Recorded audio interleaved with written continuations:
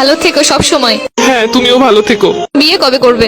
জানি না আদৌ কপালে বিয়ে শাদী আছে কিনা। তোমার বউকে বলে দিও আমি যেই হাত ধরেছি ওই হাত যেন না ধরে। তোমার জামাইকেও বলে দিও আমি যে গালে কিস করছি ওই গালে যেন আর কিস না করে। আমরা যে জায়গায় দুজন মিলে ঘুরছি তুমি তোমার বউকে নিয়ে ভুলেও সেই জায়গায় আর যাবা না। বউয়ের মন রাখতে মাঝে মাঝে যেতেও হতে পারে। তুই নেই মাত্র কইলে তুই আর বিয়ে করবি না? এটা তো তোমার কথায় কথায় বললাম। তোর স্বভাব আমি ভালো করে জানি, আমি তো তোর কথা শোনা না লেগে কইতেছিলাম।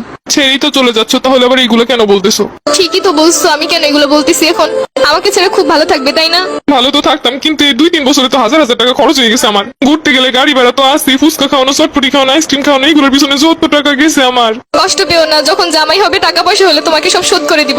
তোমার কিন্তু মাঝে মধ্যে এমবিও বইটা দিতাম আমি। হ্যাঁ ঠিকই বলছো, আমি তোমার কাছ থেকে নিতে চাইছিলাম না, তুমি আমাকে জোর করেই দিছিলা। তখন তো বুঝিনি এগুলো সব লস হয়ে যাবে। আচ্ছা জামাই হলে ওটাও শোধ করে দিব, টেনশন করো না। ঠিক আছে, ওইগুলো শোধ করে দিলে আমার আর মনে কোনো কষ্ট নাই। শুধু নিজে যা যা করছো তাই ভাবলা, আমি যে কি করছি সেইগুলো মনে নাই।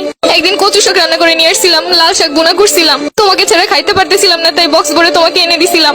আচ্ছা, আমার যখন বউ হবে আমিও তোমাকে লাল শাক আর কচু শাকের তরকারি রান্না করে বাটি ভরে দিয়ে আসবো।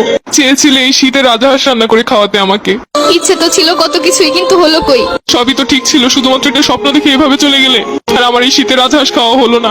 শুধু কি স্বপ্নই? তুমি যে একটা মেয়ের দিকে তাকাইছিলে 2 মিনিটের জন্য, সম্পর্কে শুরুতেই বলছিলাম কোনো মেয়ের দিকে ভুলেও তাকাবা না। তুমি শুধু তাকানোটাই দেখলে, কিসের জন্য তাকাইছি সেটা তো একবারও জানতে চাইলে না। ওই মেয়েটার অন্য গাড়িতে পেঁচে যাচ্ছিল, আমি মেয়েটাকে বাঁচানোর জন্য ওকে ইশারা করে বুঝাচ্ছিলাম।